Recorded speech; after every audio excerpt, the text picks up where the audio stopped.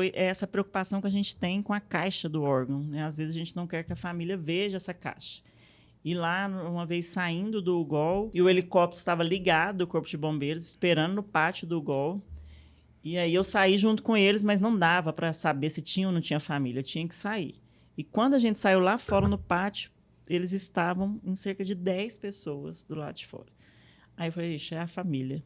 Mas, né, bora. Enquanto a equipe atravessou para ir para o helicóptero, a família começou a aplaudir.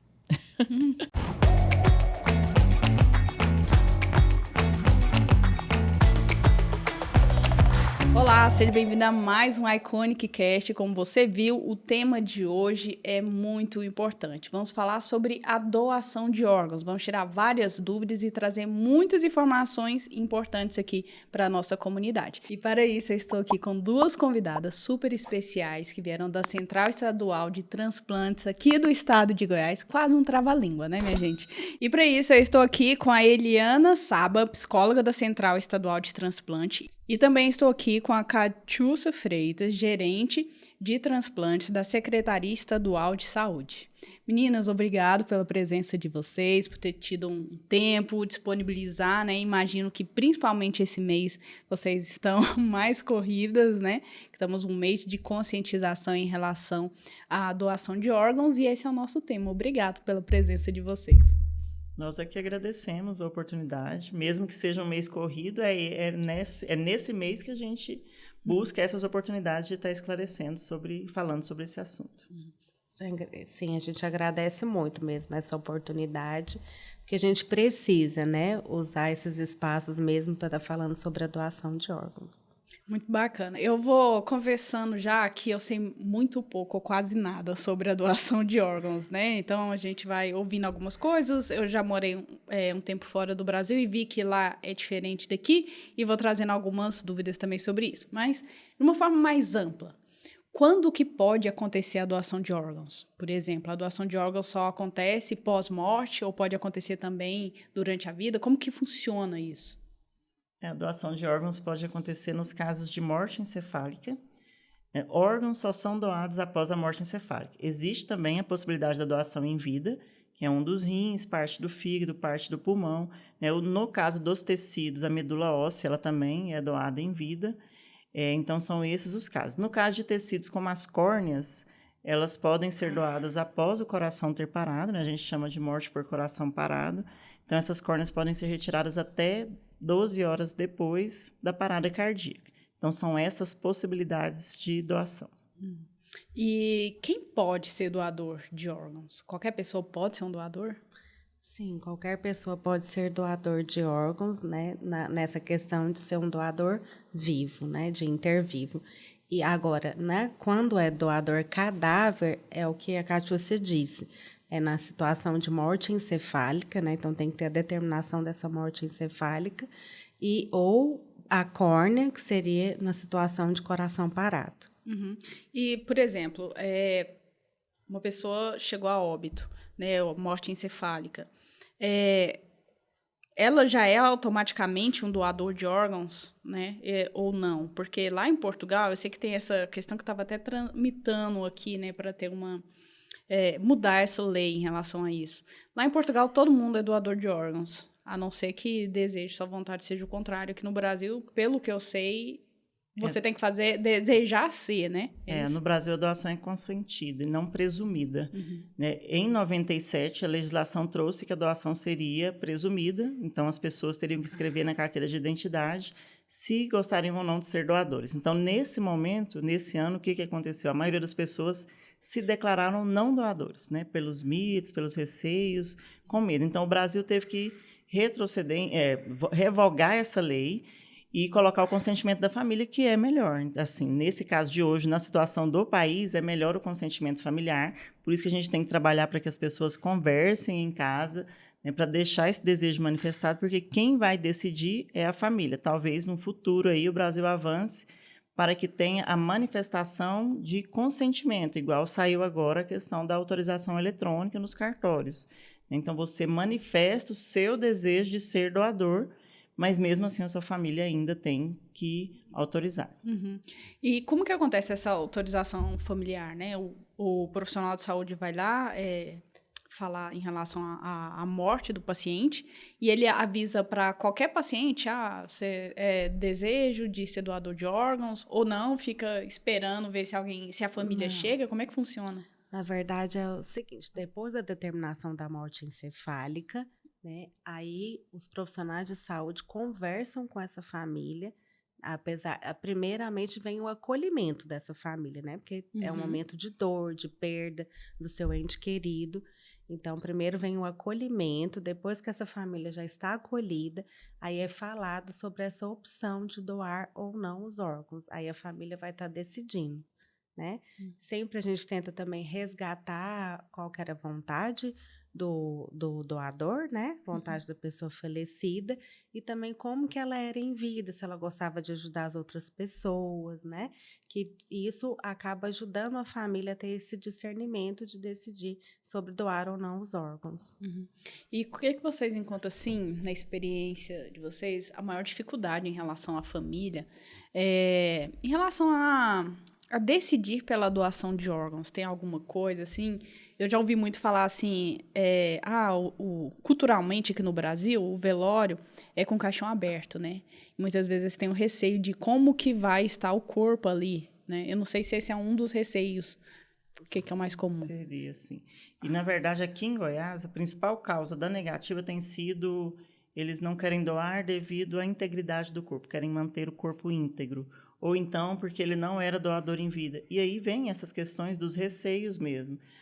Vou ter que velar de caixão fechado porque ele foi doador de órgãos? Isso é um mito, né? Na verdade, não interfere em nada. A cirurgia da doação de órgãos não vai interferir em nada no processo de velório. Então, a pessoa é velada do mesmo jeito. Nas córneas, as pessoas ficam na dúvida, mas como que vai ser retirada das córneas? Os olhos ficam fechados. Então, existe todo um cuidado para que não fique nada perceptível. Então, assim, não tem esse risco, mas, infelizmente, as pessoas realmente pensam, né, que não vou doar porque vou ter que velar de caixão lacrado. Inclusive, a gente já tem experiência de ter perdido a doação por esse motivo. Nós tivemos uma doação de um jovem de 14 anos, em que a funerária chegou de outro estado, quando todas as equipes já tinham chegado no hospital, e eles falaram para a família, se vocês doarem, nós vamos ter que fazer um velório de caixão lacrado.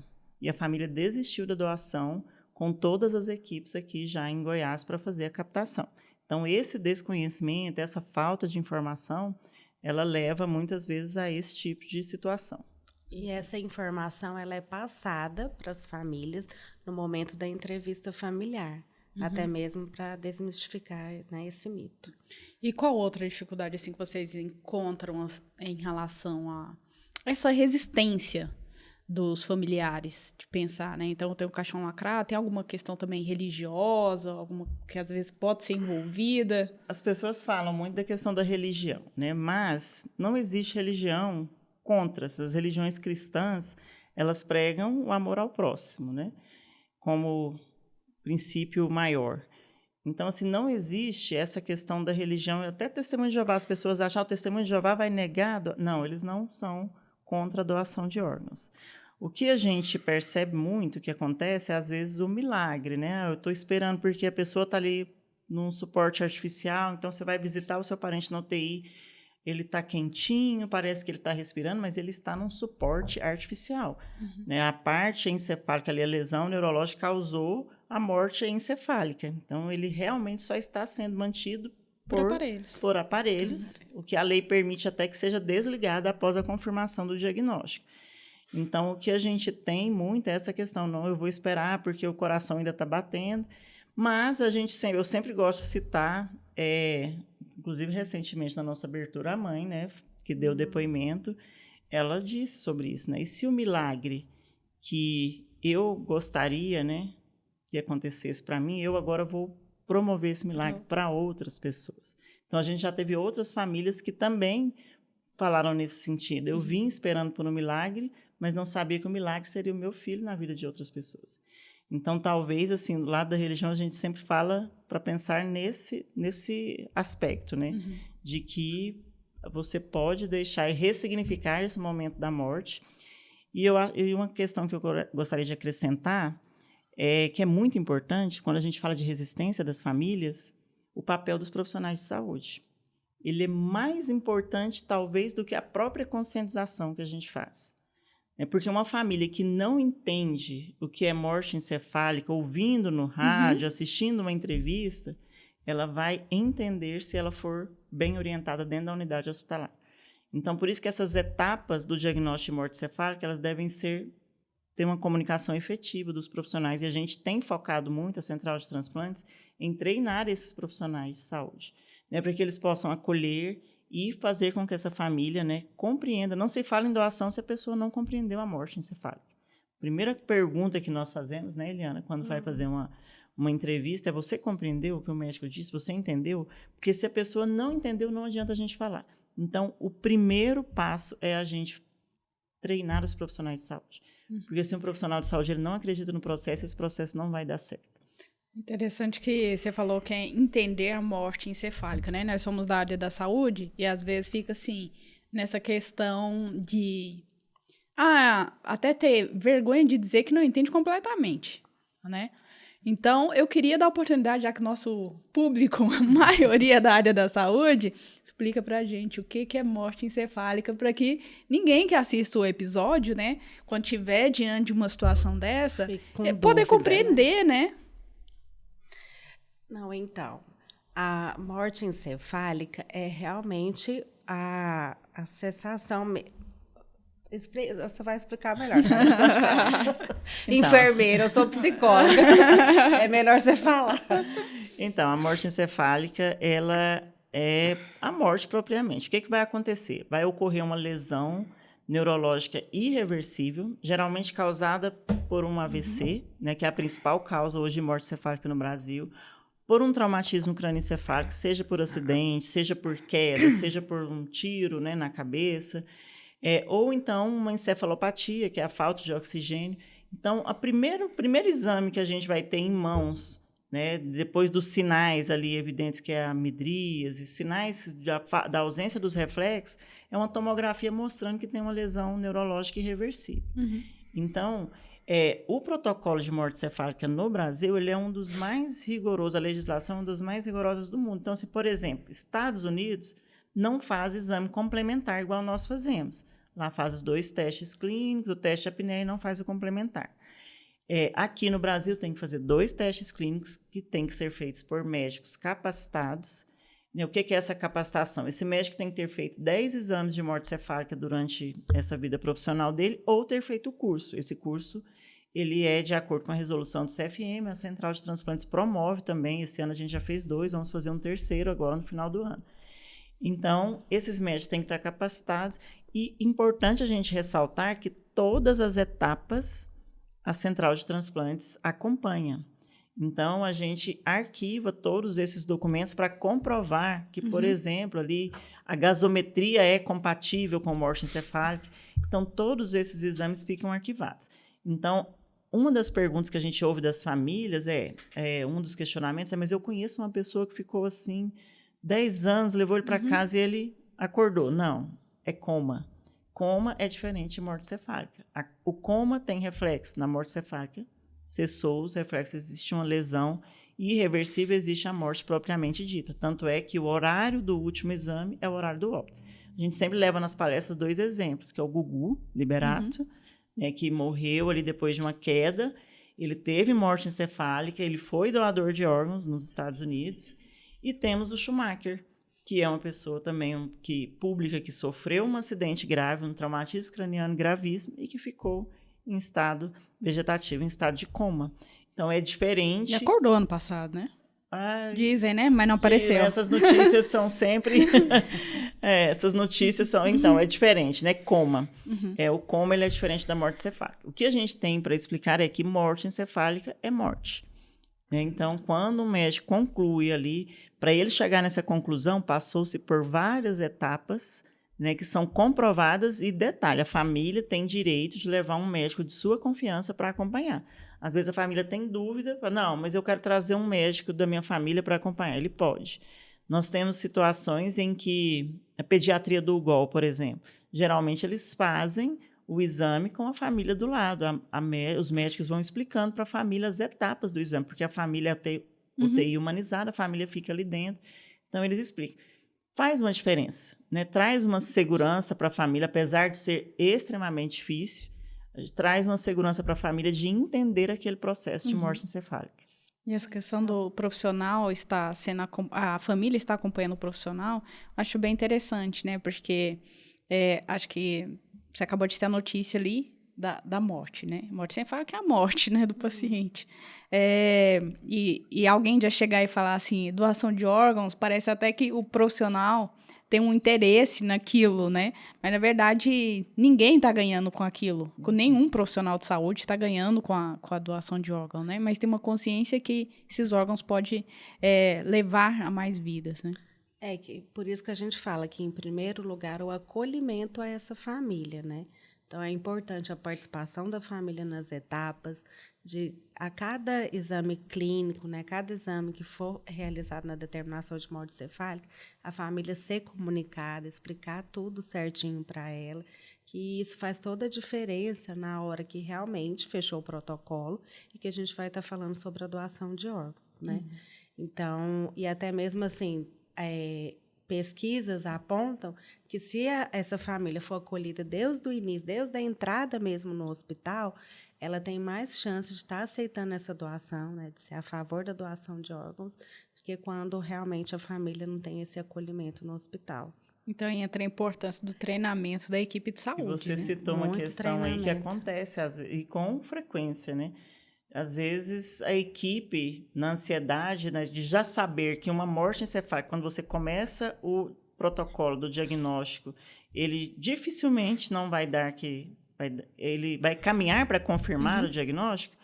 O que acontece? Então, muitos profissionais, às vezes, conversam com a família já no primeiro exame e já falam assim, olha, vocês já podem ir pensando na possibilidade da doação. Por quê? Porque ele viu ali que vai caminhar para a morte encefálica, ele já aborda a questão da doação. E isso não pode acontecer. São 2 momentos. Primeiro momento, diagnóstico de morte encefálica. Nesse momento, nenhum profissional de saúde toca no assunto de doação de órgãos. Só se fala em doação de órgãos após o diagnóstico confirmado, a notícia para a família, a validação da equipe, e nem todo mundo pode ser doador. Às vezes você vai ter um paciente que está em morte encefálica, mas ele tem uma contraindicação absoluta. Não pode ser doador de órgãos, então a gente não vai conversar com aquela família sobre doação. Mas o direito de entender todas as etapas, todos eles têm. E não se fala em doação quando se abre um diagnóstico de morte encefálica, durante o processo, somente quando está confirmado. Então, assim, normalmente, esse paciente com a morte encefálica, né, que você falou, e outros tipos de... Todos acabam chegando à morte encefálica, assim, pensando na maior parte das doenças, né? Não, na verdade, tem uma estatística que diz que 3% das mortes vão ser por morte encefálica. Então, assim, é um número reduzido. Bem reduzido. É porque são lesões neurológicas graves que vão levar à morte encefálica. Por exemplo, uma pessoa pode sofrer um acidente de moto na rua, ter um traumatismo craniano e morrer na hora. Então, ela teve ali um óbito por coração parado, ela pode ser doadora de córneas. Mas, há alguns casos, ele tem um traumatismo craniano em que ele chega na unidade já com sinais de que vai evoluir para a morte encefálica. Então, assim, uma parcela reduzida de diagnósticos vão ser de morte encefálica. Entendi. É porque eu tava pensando no contexto de doença cardiovascular, por exemplo, e da pessoa falecendo no ambiente hospitalar, mas a maioria... óbito por coração parado ou em casa. Em casa. E até dentro das unidades hospitalares. A maioria dos óbitos vão ser por coração parado. E qual é a urgência desse tempo, por exemplo? A pessoa teve a morte encefálica em relação ao tempo para fazer essa cirurgia de remoção dos órgãos. Porque eu sei também que não tem um tempo assim enorme. É uma corrida contra o tempo, né? Que a gente faz, porque, na verdade, assim, após a família falar, não, eu sou favorável à doação, assinar a documentação, a gente pede um período de 24 horas, né? De 24 a 36 horas para poder fazer toda essa logística com a família, né?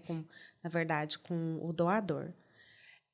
Porque assim, a gente precisa estar passando todos os exames, né? No Isso é para sistema entender, nacional. a pessoa está mantida no aparelho ainda. Isso. Aí porque ela se desligar o aparelho... É muito importante a manutenção, Entendi. né? Realizar a manutenção desse doador para poder manter esse tempo para organizar toda essa cirurgia de captação de órgãos, né? Para a remoção dos órgãos. Então, aí a gente precisa organizar a logística, ver a questão da compatibilidade desses órgãos, né, com quem está na lista de espera.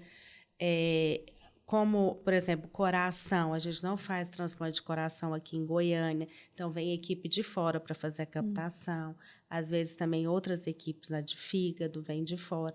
Então, toda essa logística que a gente precisa organizar, por isso que a gente pede esse tempo para a família, de estar aguardando, para a gente organizar tudo e fazer a cirurgia de captação. É difícil a gente falar de tempo, assim. Se você precisa perguntar para a gente assim, quanto tempo tem depois do diagnóstico? Não podemos não ter nenhum, porque, na verdade, a partir do momento que foi diagnosticada a morte encefálica, a partir do momento que começa esse processo de morte encefálica, é um turbilhão ali no corpo e ele vai evoluir, provavelmente, para falência, e o que vai depender dos profissionais de saúde que estão na unidade de terapia intensiva para fazer o que a gente chama de manutenção hemodinâmica, que é ali colocar um remédio para manter a pressão, né? Às vezes precisa de transfusão de sangue, vai fazer a transfusão de sangue. Precisa de hemodiálise, vai fazer hemodiálise. Então, essa parte da manutenção ela é extremamente importante. A gente sempre avisa a família. Às vezes, a família pede um tempo para a gente. Posso dar essa resposta amanhã, cedo? Pode. Mas já tá com a ciência de que ele pode ter uma parada cardíaca a qualquer momento. Então, a gente trabalha muito nos treinamentos também essa questão da manutenção hemodinâmica nas UTIs, né, do profissional que está lá dentro perceber, falar assim, olha, ele está evoluindo com hipotensão, a pressão está muito baixa, a gente aumentou NOR e não está resolvendo, então a gente vai caminhar para acelerar esse processo, né, porque a gente tem a opção de fazer a captação só de rins em Goiás, que já é mais rápido, a nossa equipe já está aqui. Fígado também é feito aqui. Mas é sempre importante a gente destacar que não tem um tempo, assim, a gente não tem um tempo com segurança. A gente tem esse tempo que a Eliana falou, que a gente pede para a família, de 24 a 36 horas, e geralmente a gente tem feito com menos de 24 horas. É só quando é interior que é um pouquinho mais difícil, porque a gente tem que ir até, um exemplo, Uruaçu, buscar o sangue, trazer de volta para Goiânia, para começar os exames de sorologia e compatibilidade, para depois iniciar o processo que a gente chama de oferta, que é a distribuição dos órgãos no Sistema Nacional de Transplantes. Então, esse tempo é longo. Hoje, a gente está tendo o apoio dos bombeiros para fazer isso, um apoio aéreo, o que está sendo extremamente importante. Então, antes, uma viagem, uma amostra que a gente demoraria aí cerca de 8 horas, né? Uma viagem de 4 horas para ir, 4 horas para voltar, quase 10 horas ali entre ir para o hospital e tudo. Hoje, o bombeiro tem feito isso para a gente. Então, eles vão, buscam no avião e trazem para a gente consegue acelerar o processo. É uma logística bem complexa, né? Que precisa da ajuda não só dos profissionais de saúde, né? Mas igual bombeiros, a SAEG ajuda muito, né, Cátia? O Serviço Aéreo do Governo também, eles fizeram para a gente essa semana uma logística, né, que se não fosse eles também a gente não teria conseguido, talvez em tempo hábil. Então, é muito importante essa parceria tanto do Corpo de Bombeiros quanto do SAEG. E em Goiás a gente tem tido esse apoio todas as vezes que a gente precisa, até para outros estados. Então, essa rede que ela fala, essa questão da logística, ela é gigantesca. Então, uma equipe de coração vinha até aqui, geralmente eles vêm de FAB.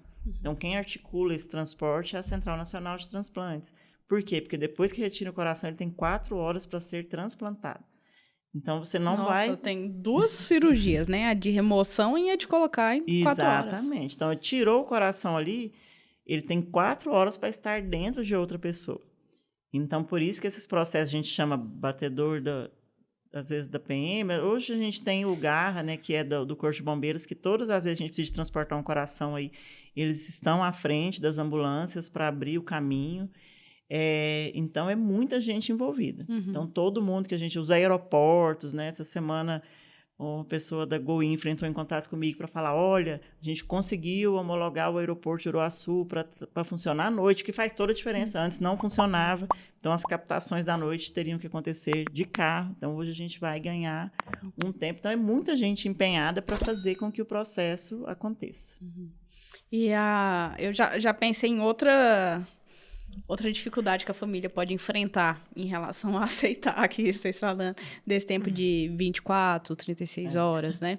Porque aqui no Brasil, o cultural é a pessoa morreu cedo, à tarde tá fazendo velório, né? Então, ela é uma coisa contracultural, não sei se todo mundo que tá ouvindo conhece, mas em vários outros países, o velório é agendado. Sim. Então, assim, a pessoa morreu hoje, você agenda pra semana que vem. Então, agora aqui não. Aqui é cedo, é rápido. Então, assim, ela ter que lidar com essa questão que não é tão cultural, eu acho que também deve ser um desafio, né? Sim, é outra dificuldade que a gente enfrenta, essa questão do tempo. Por isso que a gente corre para poder entregar o corpo com menos de 24 horas, né? Mas, às vezes, a gente não consegue. Mas as famílias têm essa dificuldade quando a gente fala desse tempo, de falar, não dá para esperar, né? Eu já esperei esse tempo todo. É muito sofrimento para a família. A gente sabe que esse tempo de espera é um sofrimento também para a família, mas aí com muita conversa mesmo, explicando, aí a gente explica como que realmente funciona toda a logística, né? Que é complexa, essas dificuldades, para que a família compreenda e aceite, mas realmente não são todas que têm essa aceitação. E é um dos principais motivos de recusa na nossa estatística, o tempo de espera, que eles alegam, mas é o que você falou, né? A questão dessa querer a celeridade do velório, e muitas vezes, por isso que o fato de não ter uma comunicação efetiva prejudica. Às vezes a família começa a contar esse tempo realmente lá no primeiro dia que ele internou. Porque naquele primeiro dia algum profissional já falou para ele que já está em morte cefálica, agora a gente tem que esperar para confirmar, então fica aquela ansiedade. É hoje? Aí não é hoje. Passou para o outro dia. Então eles já começam a contar esse tempo ali desde o início. Então, quando você dá a notícia realmente final, eles têm pressa, né? A gente compreende, mas para as famílias, hoje a gente tem um serviço que é a psicóloga que acompanha essas famílias no pós-doação. A psicóloga Flávia, ela acompanha essa família no pós e ela traz essa experiência, que as famílias que doaram, elas geralmente não arrependem, né? Depois, por mais que tenha sido difícil aquele momento, elas conseguem ressignificar, né, a morte através da doação e fica um certo alento de saber que aquela pessoa, né, pode ajudar outras pessoas.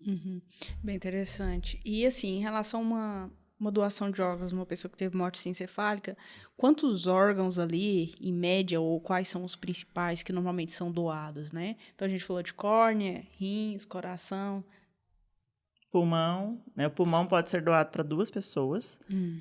O fígado. Fígado, pâncreas, intestino, né? Tem pouco ainda no Brasil, mas já tem serviço que faz o transplante de intestino. E aí tem os tecidos, né? Podem ser doados as córneas, podem ser doado pele, tecido ósseo.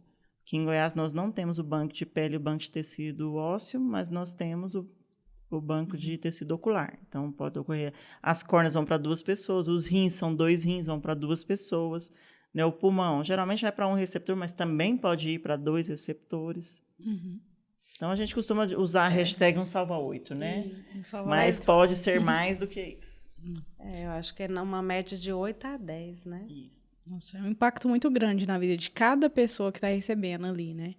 Eu tenho uma colega muito jovem que ficou cega com 18 anos e não conseguiu transplante. Então, assim, é complicado, né? Essa questão. Tem esse outro lado. Quando você ouve o outro lado, essas pessoas colocam como foi o transplante para eles, né? O que o transplante impactou para eles? Por exemplo, uma pessoa que faz hemodiálise 3 vezes por semana, que às vezes vai deslocar de sua residência, que mora no interior, vai andar 150 km, 200 km, 3 vezes por semana. Um processo doloroso. Processo doloroso, né? Igual a menina que deu depoimento agora na abertura. Ela está fazendo uma viagem agora para a praia pela primeira vez, porque durante o processo ela não poderia viajar por conta da hemodiálise. O fato de simples poder de beber água, né? Uma das primeiras comemorações que eles têm é essa. Eu agora posso beber uma quantidade limitada de água, eu posso fazer xixi, coisas básicas que a gente faz diariamente e não dá valor, né? Porque isso é tão comum, para eles isso tem muito valor. Igual o depoimento também do transplantado de coração na nossa abertura. Ele fala que hoje ele tem fôlego para conversar, que ele não tinha fôlego para falar. Então, realmente é uma mudança muito grande na vida de quem espera, né, de quem transplanta. Que melhora muito a qualidade de vida, né? Não só a sobrevivência, mas essa qualidade de vida. Até mesmo esse transplantado de coração fala muito dessa questão de estar com a família, de ver a filha dele crescer, que é pequena, né? Então, são coisas realmente assim bem simples, mas que faz toda a diferença na vida da pessoa. Nessa parte, eu queria saber um pouco dessa questão da psicologia entre a doação de órgãos, que eu não consigo imaginar, como você falou, da parte de acolhimento, de saber o momento exato de falar. Qual outra informação que você acha que é muito importante quando a gente pensa nesse lado da família, do doador, que você falou, Rafa? Além de saber o tempo certo de falar, tem outra coisa que é muito relevante. Tem alguma que você leva em consideração? Mas assim, realmente o acolhimento, sabe? De realmente ser um humano junto com outro ser humano. Dessa questão de empatia e principalmente a escuta, né? De você ter uma escuta ativa mesmo, de conseguir estar presente com essa família, escutar a dor dela, acolher essa dor, né? E também poder falar dessa questão dessa escolha, né? Desse direito de doar. Uhum. A gente está falando em relação ao curso também, né, que vocês promovem em relação para os médicos, em relação à questão da morte encefálica. Além desse curso mais técnico, existe alguma outra promoção que normalmente a instituição faz voltada aos profissionais de saúde relacionada à doação? Isso eu vou deixar até a Eliana falar, né, Eliana? Porque a gente teve um lançamento recente esse mês. Então, porque além que a gente promove o curso de determinação de morte encefálica para os médicos, né, que precisam estar habilitados para poder fazer os exames do protocolo de morte encefálica, a gente também faz pontualmente com as CIDOs, né, as comissões intra-hospitalares, as capacitações com os profissionais de saúde dentro das unidades hospitalares também. A gente promove um encontro também de CIDODs anual, né, para poder atualizar mesmo essa parte, capacitar os profissionais de saúde para todo esse processo de doação de órgãos. E agora, que é o que a Catiúcia está falando, a gente lançou, agora na semana passada, dia 3 de setembro, um curso EAD, autoinstrucional, na plataforma da Escola de Saúde, que é a qualificação dos profissionais de saúde para o processo de doação de órgãos e tecidos, né? Então, esse curso, ele aborda desde o início do protocolo, né, do processo de doação de órgãos, até o final mesmo, que a gente finaliza com a família, faz os agradecimentos, então, todo o processo. E é algo mais fácil para os profissionais de saúde estarem realizando, que é gratuito na plataforma. Qualquer profissional de saúde pode? Qualquer profissional de saúde pode, tanto da rede pública quanto da rede privada. E aí, no final, tem a certificação, né? E aí, a pessoa pode fazer no horário dela, se organizar. Legal. Então, seria muito, né? É muito interessante mesmo todos os profissionais estarem realizando esse curso. Qual que é o site? É educasaude.org.br. Bacana. Vamos deixar aqui na descrição. Eu posso te passar para você colocar direitinho. Ótimo, vamos deixar na descrição do vídeo. E eu queria saber também em relação à tecnologia, né? Se a tecnologia tem ajudado ou contribuído de alguma forma em relação à doação de órgãos. Outra coisa que eu penso em relação à tecnologia é uma lista de espera que existe, né? Eu queria saber se vocês têm tido o auxílio de alguma tecnologia para essa questão de identificação, como que funciona? Na verdade, hoje, o sistema de transplantes ele é gerido por um sistema, né, que é o Sistema Nacional de Transplantes. Então, existe, às vezes, as pessoas têm dúvida de como funciona o processo, mas esse sistema ele é gigantesco. É ele que vai gerar ali as informações de compatibilidade. Então, são dois lados. A Central de Transplantes insere dados de doador e o sistema cruza para gerar dados de receptor. Além disso, nós acabamos de lançar também um sistema estadual, né? Nós vamos informatizar toda essa parte do processo.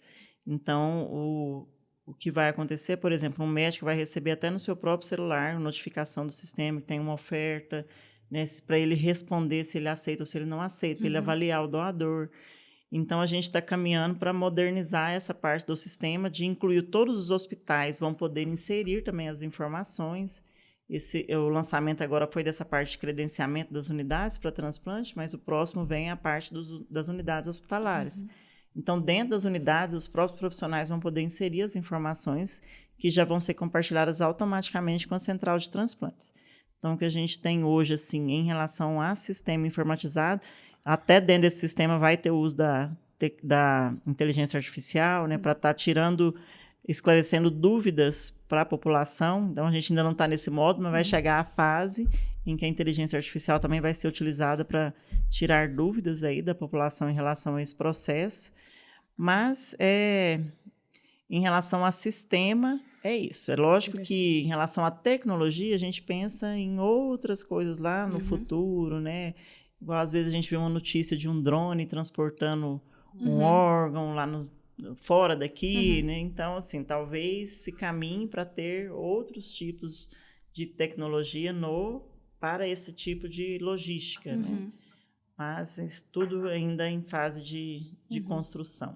Equipamentos também, né, para transporte, que talvez permita que os órgãos tenham uma duração um pouquinho maior. Eu acho que aí é mais difícil, mas... Exato. Existe as máquinas de perfusão, que você coloca o órgão nela para ela manter ali a viabilidade melhor do órgão. Mas, no futuro, quem sabe, essas outras questões também, né, de equipamentos até para o transporte. Hoje não existe uma padronização das caixas de transporte. Essas caixas, elas rodam o Brasil inteiro. Então, você pega uma caixa aqui de Goiás, põe dentro de um avião comercial, que vai junto com o piloto ali, bonitinho, o transporte é seguro, né? A caixa lacrada, para ser entregue em outro estado. Mas não existe ainda uma padronização dessas caixas. Eu até vi a apresentação recente, né, de locais que estão fazendo um estudo para que essa caixa mantenha uma temperatura ideal. Então, tudo isso pode contribuir para o processo. Está tendo uma pesquisa, né, sendo realizada lá na Unifesp, para padronizar essa caixa de transporte mesmo e ajudar nessa manutenção do órgão nesse tempo. Importante. E qual a situação do Brasil hoje em relação à fila? Tem fila? Tem necessidade de doação de órgãos? Você já falou que era 3% mais ou menos das mortes que é possível. Então, a gente já tira aquela ideia que nem todo mundo que coloca o desejo da família de ser um doador vai poder ser um doador, dependendo, né? Exato. Mas dos que podem, 45% no Brasil é recusa das famílias. Né? Então, assim, a recusa ainda é muito alta. E se você achou alto esse número no país, o nosso de Goiás fechou o primeiro semestre como 65%. Nossa. Então, a gente ainda consegue a notificação, nossa notificação. Isso significa o quê? Não é que está tendo mais casos de morte cefálica, a gente está tendo mais notificação das unidades de saúde dos protocolos de morte cefálica. Mas a gente ainda tem uma recusa alta. Por isso, o nosso foco aí nos treinamentos dos profissionais de saúde para esse acolhimento, né, nessa comunicação efetiva dentro das unidades e também com a população. Essas campanhas, principalmente o Setembro Verde, que a gente dá uma ênfase maior ainda nessas campanhas de sensibilização. Mas o Brasil hoje tem o maior número já registrado de pessoas em lista. São 66 mil pessoas na lista de transplante, que em Goiás são cerca de 2.100. Né? Esse número ele aumentou depois da pandemia, né? Porque a pandemia, de certa forma, impactou nos transplantes, principalmente no transplante de córneas, né? Que foi o único que foi suspenso por um período durante a pandemia do Covid. Então, agora que o Brasil começou a recuperar, né? O ano passado ele conseguiu atingir a meta, a RBT do primeiro semestre, agora que é o Registro Brasileiro de Transplantes, trouxe aí que os números ainda têm que melhorar muito, né? Então, é um desafio constante. Né? Esse desafio constante envolve essa questão da gente melhorar o consentimento das famílias, que ainda é muito alto. Com certeza. E eu tenho uma curiosidade que eu sempre tive, falei assim, nossa, pode até parecer muito bobo, mas a família nunca vai saber para onde foi?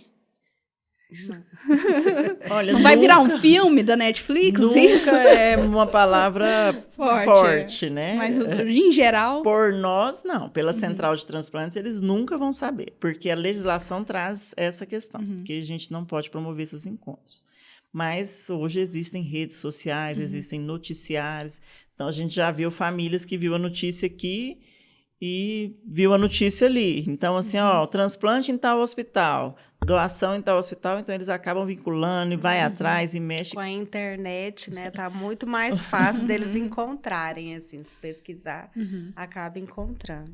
Mas é um meio de preservar também. As pessoas, é lindo, assim, parece ser, é lógico que o que a gente sempre fala para as famílias, né, que querem conhecer, é que o sentimento de gratidão dessas pessoas, ele é imensurável. Todo mundo que a gente conversa que recebeu, eles têm uma gratidão imensa por quem autorizou.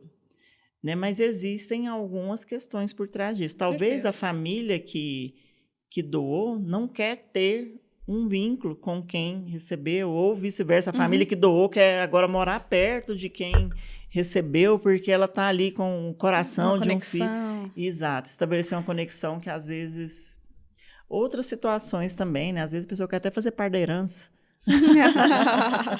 E acaba, né, tirando a privacidade dessa família, né? Então... E acho que também uma coisa que pode acontecer é que muitas pessoas, quando falam assim, tô doando o órgão e vai para um bebê, vai para... E você não sabe quem vai receber, né? Então, eu acho que isso também seria uma questão da pessoa achar que ela tem o direito de ter um juízo de valor por quem vai receber, né?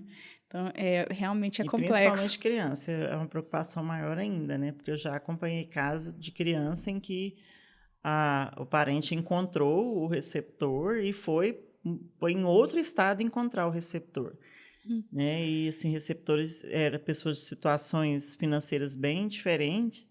E aí fica aquela preocupação, e aí? E agora? Como vai ser esse vínculo, né? Será que a outra família quer ter esse vínculo que essa família aqui quer ter? Então, assim, existem limites. É lógico que a maioria dos casos que a gente ficou sabendo, todos foram lindos, né? As pessoas ficam muito gratas. Com certeza. Mas é importante ter esse cuidado de preservar. É uma mudança de vida, né? E de qualidade de vida, né? Aborda as duas coisas. Muito bacana. E eu queria saber se tem alguma coisa que você fala assim, Rafa, eu acho essencial para um profissional de saúde na hora de notificar. A gente falou em relação à família, o momento de acolhimento. Eu gostei muito que você falou não ter essa afobação na hora de falar. Agora, uma dica em relação ao profissional, porque às vezes ele chega em casa e ele passou por aquilo. Eu vi muito isso na pandemia, quando eu fui entrevistando as pessoas. Falei assim, eu chegava em casa mais cansado, e não era só o cansaço físico, o desgaste emocional de estar envolvido com a família. Qual é a dica, assim? Não sei se existe uma mágica de respaldo, todo mundo queria, né? Mas existe alguma coisa assim que você fala, olha... Além de você fazer terapia, profissional de saúde que está fazendo essas notificações, existe alguma outra contribuição para os profissionais que às vezes estão tão envolvidos com o paciente? Porque realmente não é uma tarefa fácil, né? Porque, assim, cada vez que a gente entra em contato com a dor do outro de perda, a gente acaba entrando em contato com a nossa dor também, né? A nossa finitude, a finitude das pessoas que a gente ama, porque a única certeza que a gente tem na vida é do nosso falecimento um dia, né? Então, realmente, para os profissionais lidarem com isso, não é fácil. Eles apontam que é uma das tarefas mais estressantes do trabalho deles, né? Agora, para poder lidar com isso, além da terapia, porque realmente é necessário, né, a gente ter terapia e lidar com os nossos sentimentos, tentar separar, né? Desligar um pouco quando você sai do hospital, quando você sai do seu trabalho, né? Fazer o que é necessário naquele momento, estar com a família naquele momento, né? E aí depois você tentar desligar de alguma forma, né? E separar mesmo, tentar separar. A gente sabe que não é fácil, mas é tentar separar e saber que cada um tem a sua história, né? tem a sua vida, tem a sua história, mas a gente sabe, até a Cátia tá rindo aqui, que a gente sabe que não é fácil. E muitas vezes a gente leva para casa, né, Cátia? A gente leva para casa, muitas vezes que quando eu fazia entrevista, eu já chegava em casa contando pro meu marido tudo que aconteceu, né? Que envolve a família. Que a gente envolve mesmo, sim. Não tem jeito. Mas é tentar separar, e não ficar frio, né? Porque a tendência é assim, nossa, é tão difícil lidar com isso que eu vou acabar ficando frio para não entrar em contato com esses sentimentos. Mas não, nós somos seres humanos, nós estamos lidando com seres humanos, né? Então, realmente, de estar presente. Como enfermeira e não como psicóloga, né? Eu não faço terapia porque eu trabalho com um monte de psicólogas competentes. Já vai fazer. Então, de vez em quando, eu pego elas lá e falo assim, eu trabalho em 2 locais. Hoje eu estou na Central de Transplantes e eu trabalho também no CIAT, que é o Serviço de Resgate... lugares pesados, né? Corpo de Bombeiros, né? Então, são esse aqui, de vez em quando, viu? Então, eu chego e já contando... acho que é uma forma que eu tenho de desabafar. Mas eu quero falar da questão da doação de órgãos enquanto enfermeira, enquanto entrevistadora também. Quando eu fazia as entrevistas, quando eu cheguei na Central de Transplantes, a minha principal preocupação é como que eu vou trabalhar em um lugar onde eu vou contar... Vou esperar as pessoas receber a notícia da morte para falar com ela sobre doação. Eu ficava assim, não, isso é impossível. Existe um grupo lá, que é o grupo Plantão Técnico, onde a gente coloca os casos, e aí, geralmente, quando eu cheguei nesse grupo, eu via lá, doação de órgãos no Hugo. Aí o povo batia palma. Aí eu, gente, eles estão batendo palma porque alguém morreu, que estranho isso, né? Será que eu vou me acostumar com essa questão? Mas, depois que a gente entra no serviço, a gente vê o outro lado. Né, realmente a gente é preparado, né, a gente vai se preparando e vai ganhando a experiência para conversar com essas famílias. É lógico que quantas vezes a gente chorou também? Não tem jeito, nós somos seres humanos. Quantas vezes a gente segurou para que não desabar junto com eles? Mas a gente está lá. O que eu trago de sempre, que eu acho que me deu força na Central de Transplantes, principalmente, é o outro lado. É saber que aquela dor, eles transformaram em um amor tão extremo, assim, eles estão doando para ajudar alguém que eles nem conhecem. Então, eu sempre pensava no outro lado, no quão bonito era depois que eles falam sim. Né? De assim, quantas vezes eu me emocionei com a logística, com eu ligar para um bombeiro ou para o SAMU. Eu lembro no Hugo uma vez, eram 2 doações, Hugo e o Gol, gigantescas, assim, com equipes de vários lugares. E eu liguei para o SAMU para pedir uma ambulância. E eu sabia da dificuldade do SAMU. Falei, será que eu vou conseguir? Eu precisava de 2 hoje, né? E aí eles mandaram 2. Quando eu saí lá fora, tinha 2 ambulâncias. Tinha Polícia Militar, tinha SMT. Eles mandaram mais do que eu. Legal. Outra situação que eu me lembro muito, que eu sempre conto, foi essa preocupação que a gente tem com a caixa do órgão. Né? Às vezes a gente não quer que a família veja essa caixa. E lá, uma vez saindo do UGOL... Quando a equipe de coração sai, eles saem acelerados, não adianta nem querer alcançá-los. E o helicóptero estava ligado, o Corpo de Bombeiros, esperando no pátio do UGOL. E aí eu saí junto com eles, mas não dava para saber se tinha ou não tinha família, tinha que sair.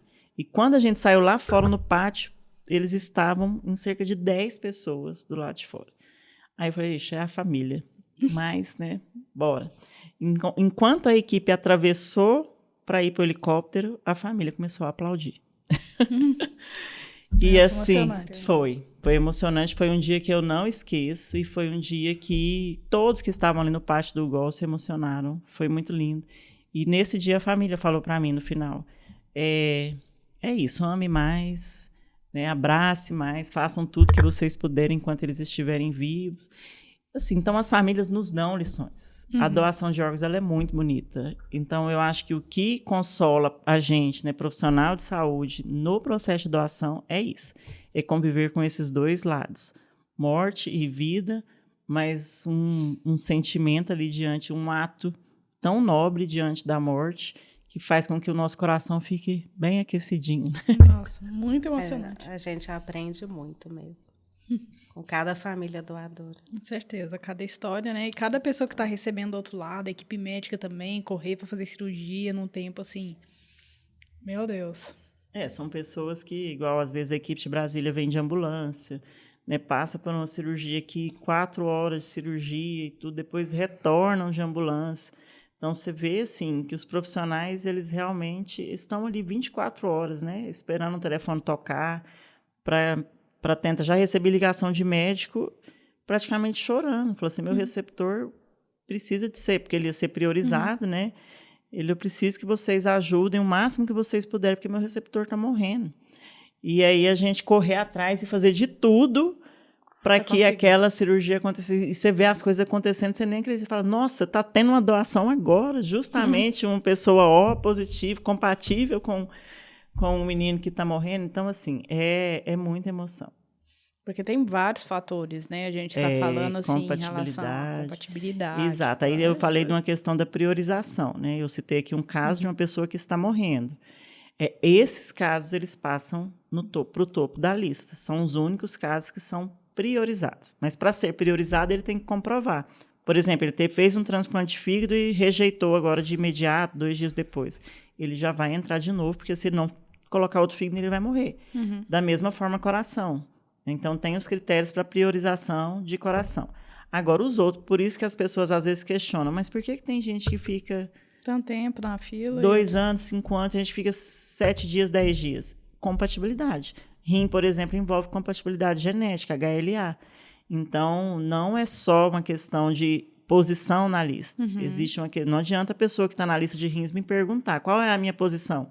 Você está lá no número 300, mas você pode fazer transplante semana que vem, porque depende da compatibilidade genética, compatibilidade de peso, tem todos os fatores que vão interferir, influenciar nessa escolha do receptor. Nossa, muita coisa. Gente, agora temos um quadro que é Mito ou Verdade. Muitas coisas já foram respondidas aqui, a gente sintetiza alguns dos conhecimentos aqui, mas são os principais mitos e verdades que as pessoas têm em relação a esse tema, assim, pelo menos na minha pesquisa. Então, primeiro, mito ou verdade? O doador precisa ter um cartão de doador? Mito. Porque, como a Kátia, você falou, né, a doação de órgãos aqui no Brasil é consentida. Então, na verdade, quem precisa estar autorizando é a família. Independente se tiver em qualquer documento escrito que a pessoa falecida é doadora de órgãos, quem vai decidir é a família, autorizar e assinar.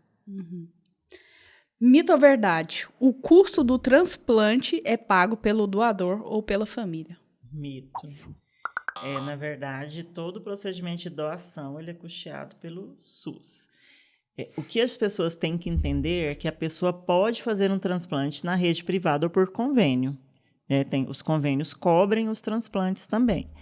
Então, mas isso não significa que ela está passando na frente da lista porque ela é privada. Não, ela está na lista ali do Sistema Nacional de Transplantes junto com todo mundo. Quando a gente gera uma lista lá, nós não sabemos se aquela pessoa é pública, é privada, entendeu? Então, assim, na verdade, a pessoa pode pagar, ela não está pagando pelo órgão, ela está pagando pela acomodação. Eu quero fazer o transplante em um hospital top de linha, com o meu médico, que atende porque tem um quarto confortável. Está pagando pela hotelaria, na verdade, do hospital. Exato. Igual aqui em Goiás. Nós temos hoje o Hospital Geral de Goiânia como a referência em transplante renal. Temos hospitais privados que realizam transplantes. Temos 2 hospitais privados credenciados. Mas 95% dos transplantes estão sendo feitos no HGG. Que quem conhece sabe que a estrutura realmente não perde para nenhuma unidade privada.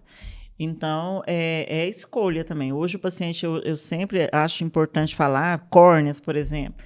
Às vezes a pessoa está na lista de córneas e não sabe que ela pode ir para o SUS. Ela está fazendo privado e não sabe que pode, mas ela pode ir fazer também pelo SUS. Então, todos têm direito de fazer pelo SUS e realmente a gente tem feito o máximo assim, para passar essas informações, mas lembrando que existe essa possibilidade sim, de fazer pelo privado, mas que isso não interfere na posição na lista. Interessante. Mito ou verdade? A doação de órgãos interfere no velório e no sepultamento? É o que a gente já falou, né? Que não interfere. Que o sepultamento pode ser feito normalmente, porque a gente tem a entrega do corpo com a Mesma constituição, integridade. né, da melhor forma possível. Não tem nenhuma deformação, nada não. E antes de irmos para o nosso quadro com a pergunta mais difícil, que é a indicação pessoal, aí sem falar do profissional, né, que pode ter a ver, porque nós não somos caixinhas com compartimentos, né? Tem alguma coisa que você fala assim, Rafa, eu acho que quem está ouvindo o nosso podcast não pode sair sem saber isso. Você acha que eu deixei algum assunto sem tocar? Alguma coisa que você acha que é importante? Ou você acha que a gente conseguiu contemplar os principais tópicos? Eu acho que conseguiu compor, né? Eu sempre enfatizo uma questão. Que a gente falou, mas é importante para quem está ouvindo falar também. Fale de doação em casa. Esse é o recado principal. Por quê? O que a gente tem de experiência? Quando a gente pergunta para uma família sobre a doação, a maioria das famílias não sabem o que fazer porque nunca nem falaram sobre isso. E falar de doação não é fácil, porque a gente tem que falar de morte. Geralmente, se você abordar lá, falar para sua mãe, para seu pai, ele vai bater lá. Que é isso, menina? Uhum. Vamos mudar de assunto, né? Não vamos falar sobre isso agora. Então, não deixe isso passar. É mesmo na hora que estiver numa refeição, quando estiver numa reunião familiar, escutando uma entrevista, assistindo uma reportagem, porque a gente já teve casos, né? A mãe falar assim, tem 5 dias que eu assisti uma reportagem com ele e ele me disse que gostaria de ser doador de órgãos. Uma jovem de 15 anos que falou para os pais assistindo uma série, eu quero ser doadora de órgãos, e morreu cerca de 15 dias depois. Então, isso fez toda a diferença para a família decidir. Então, acho que o que não pode ficar sem a gente falar é isso. Converse com sua família e fale do seu desejo de ser um doador de órgãos. A gente não está falando que nem desejando que você morra. É porque as pessoas vão morrer. Todos nós iremos morrer. É a única certeza que a gente tem, Exato. né? Isso. É interessante que eu estava tendo uma conversa com uma amiga durante aula de inglês. A gente estava tendo uma conversa em português e ela falando... Então, tava muito bom. Ela falou uma coisa incomum que eu nunca tinha visto, assim. Ela falou assim, não, então, hoje eu estava atualizando o meu caderninho de morte. Eu falei assim, como assim? Ela falou assim, não, é porque a gente vai morrer. E ela tem 30 anos. Aí eu falei assim, a gente vai morrer. Minhas coisas tem que, assim, eu sou muito organizada. E todo mundo da minha família que morre, mais velho, eu que cuido de tudo. Você não sabe senha de banco, você não sabe se a pessoa tem seguro, você não sabe nada. Então eu falei, esse trabalho eu não dou. Então o que eu faço? Eu já deixo avisado. Então que a gente tá criando um nível de intimidade, tá lá. Você abre meu quarto, tá naquele lugar lá, tem lá o seguro, o plano funerário, o não sei o quê. Gente, tá simples, tudo entendeu? Você tá lá, olha, tenha o seu caderninho, entendeu? Porque é a única garantia que você vai ter, e coloca lá também, né? Se deseja ser doador, também facilitaria muita coisa, gente. Porque já recebi muita ligação de madrugada e a gente pega ali e não sabe nem onde começa a arrumar a documentação de uma pessoa. Então, assim, é muito complexo, é muita coisa, enfim. Foi uma conversa bem produtiva lá. A gente não citou aqui, mas é importante a gente ressaltar sobre a lei de Tatiane, que foi promulgada o ano passado, final de 2023. É uma lei com o nome Tatiane, uma moça que esperava na lista de transplante cardíaco e, infelizmente, faleceu antes de receber o coração.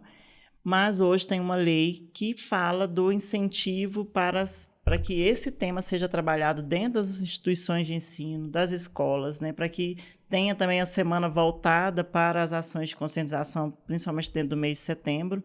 Então, essa lei ela é importantíssima porque trouxe a questão da doação de órgãos para dentro das instituições de ensino, que agora passa a ser obrigatório.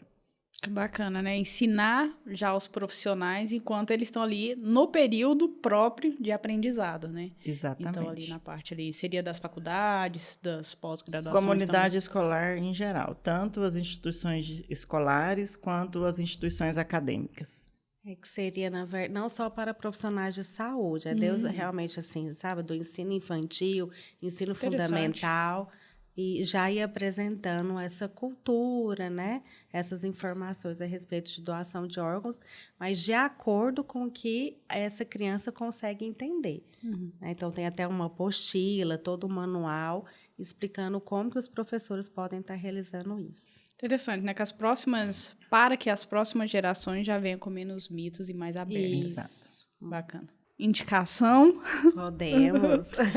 Eu queria uma indicação icônica, uma indicação que você fala assim, Rafa, eu acho que quem está nos ouvindo não pode passar dessa vida sem ter o contato com isso. Qual a indicação que você traria para a nossa audiência? A minha indicação é um livro, chama Coração de Atleta, escrita por uma triatleta transplantada, né? De coração, que após ela ter sido transplantada de coração, ela se dedicou ao esporte e hoje ela é uma triatleta. Então, assim, ela conta toda a história dela, desde o início, que ela começou com problema de saúde, né, o problema cardíaco, toda a sua trajetória, sua espera pelo coração, a realização do transplante e depois essa jornada de ser uma triatleta. Então, assim, é bem envolvente o livro, foi lançado ano passado, se não me engano, é recente. Legal. E eu acho que todo mundo deveria ler para conhecer um pouquinho mais desse mundo, né? Da doação de órgãos e do transplante. Bom, você, Catiúcia? Eu também gosto muito dessa indicação que a Eliana fez, né? Mas para quem não é muito adepto da leitura, tem filmes também, né? Eu já vi vários filmes que tratam do assunto. Infelizmente, muitos levam muito para o lado da ficção. Tem séries que são pesadas, né? E que as pessoas, às vezes, me questionam durante as palestras. Mas eu gosto do filme Dois Corações, que tem na Netflix também. Não sei se ainda tem, mas tinha, né? Que mostra uma história muito bonita de doação e do lado também do receptor. É baseado em fatos reais. Que bacana, ótimas indicações. Meninas, queria agradecer a presença de vocês, Eliana, Catiúcia, por se disponibilizarem, vir aqui, trazer tantas informações. Confesso que eu não sabia da maioria delas. Então, muito obrigada. Espero que as pessoas possam se conscientizar mesmo em relação a isso e salvar vidas, né? É isso, em relação ao amor ao próximo, né? Mesmo que a gente não esteja mais aqui. Muito obrigada pela presença de vocês. A gente agradece. A Central de Transplantes está à disposição. Quem quiser nos procurar para palestras, fazemos palestras tanto para profissionais de saúde quanto para o público leigo. Então, podem nos procurar. Legal. Que a gente está à disposição. Eu também agradeço muito a disponibilidade e eu quero acrescentar que, assim, por mais que seja um trabalho difícil, complexo, né, que a gente trabalha no momento da dor mesmo das pessoas de perda, mas é muito gratificante também a gente ver esse outro lado, né, de pessoas que estão há um tempo esperando por um órgão e que conseguem esse órgão para sua sobrevivência, para sua qualidade de vida. Então, incentivar esses profissionais de saúde, né, a irem em busca mesmo desse conhecimento nessa área de doação de órgãos e estar ajudando nesse processo. Bacana. Tá? Muito obrigada. Ai, eu estava esquecendo, gente. Do momento mustache, ninguém vai ficar com bigodinho, não. Que é isso? Vai dar uma lembrancinha que o nosso apoiador envia para vocês, para agradecer a presença de vocês. Obrigada, gente. Estava esquecendo aí. Pode abrir, ficar à vontade. O site sempre manda pra gente lembrar, né? A gente coloca sempre na nossa logo, Pensando Saúde Juntos, né?